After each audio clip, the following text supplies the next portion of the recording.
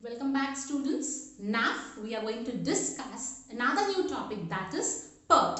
PERT stands for Program, Evaluation and Review Technique.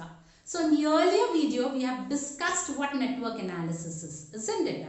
So in order to plan, schedule and control your projects, generally networking analysis are used. So in network analysis we have different techniques for project controller.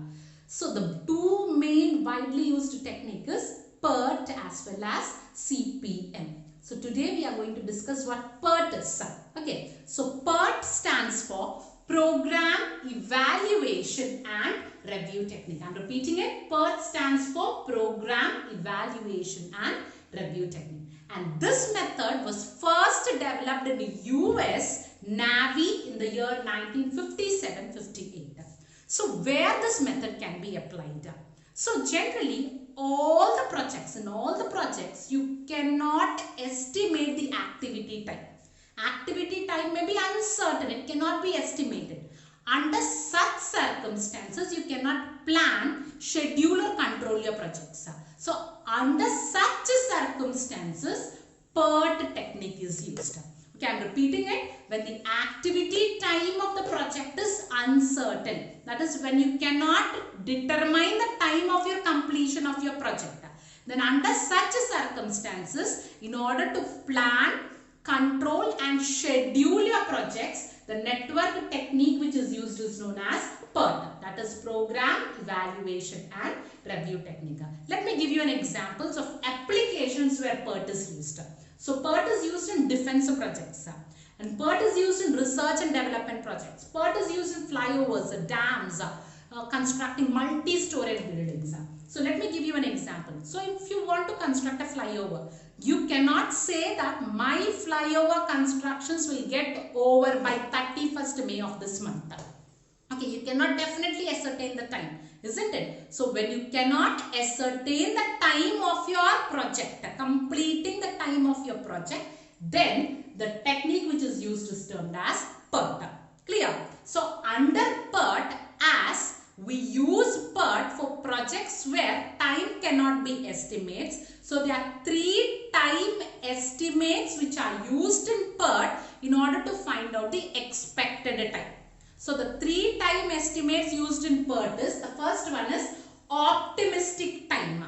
Optimistic time is indicated by TO. Okay, so TO stands for optimistic time. So optimistic time generally denotes the shortest possible time within which the project can be completed if all the conditions are favorable. That is, if all the conditions are favorable, what is the shortest time taken by a project to get completed is known as optimistic time. Clear? And the next one is pessimistic time. Pessimistic time is the largest time or the lengthiest time taken for the project to get completed when all the conditions are not favorable. That is when nothing is favorable, and what is the length of time you take to complete your project, it is termed as pessimistic time. It is indicated by TP. Okay, and coming to the third one, that is most likely time. So this most likely time is a time between the optimistic time as well as pessimistic time under which a project is generally completed. The most likely time under which project is completed is termed as most likely time. So using these three estimates, expected time for a project is generally found out. How will you find out? Optimistic time is indicated by TO. Next, pessimistic time is indicated by TP, and most likely time is indicated by TM. So when TO plus 4TM plus TP by 6 if you will do, you will get the expected time of a particular project. Clear? So coming to the advantages as well as disadvantages of PERT. So the first advantage what you have is, when you are using PERT, you can reduce your cost as well as time. So through PERT, you can find out at what time the project can get completed. So using that, the time can be reduced as well as cost can be reduced when you are using PERT. And the second is, in PERT, the sequence of activities and the time taken is shown in a chart form, in a diagrammatic form. That is, through glance, a person can easily understand what is the length of time taken for different activities and for the project as a whole. That is the second advantage.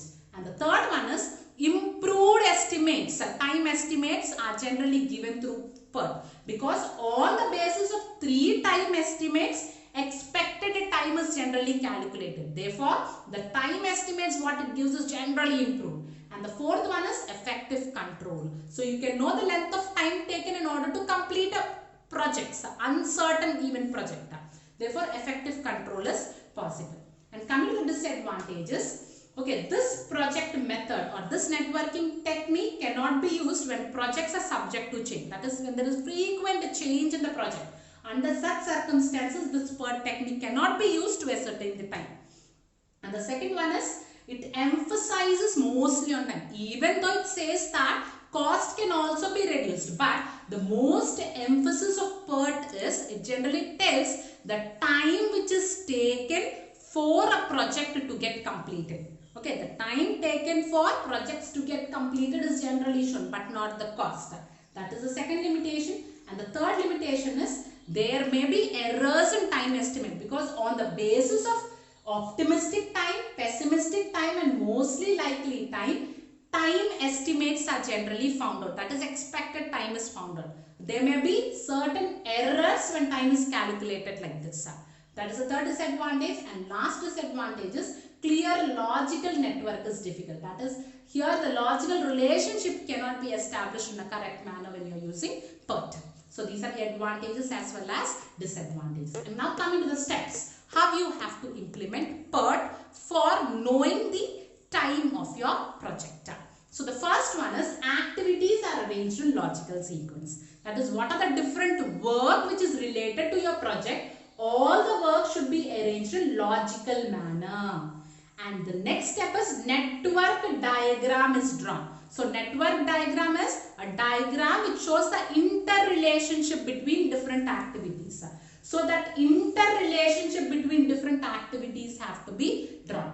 And the third one is, using 3 time estimates. So we have calculated the time using optimistic, pessimistic and most likely. So using these 3 time estimates, you have to find out the estimated time of each and every activity. You will have different activity for a project, isn't it? You have to find out the estimated time of each and every activity. And on the basis of that, find out the earliest starting time and the earliest finishing time. Okay, after that, find out the standard deviation variance of activities. On the basis of standard deviation variance, find out the slack. Slack is the earliest possible completion time and the earliest possible starting time is termed as slack. So find out the slack and the critical path. Critical path is the longest time taken to complete a project. So the earliest time as well as the longest time is found out.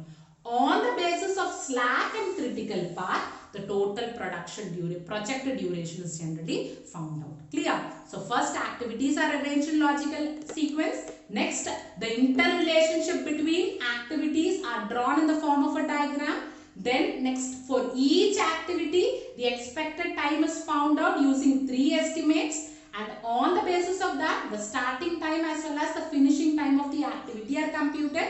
The standard deviation and variance is computed, and the earliest possible and the longest time is computed. On the basis of that, the total project duration is calculated. So this is how PERT is generally worked out. Okay, thank you.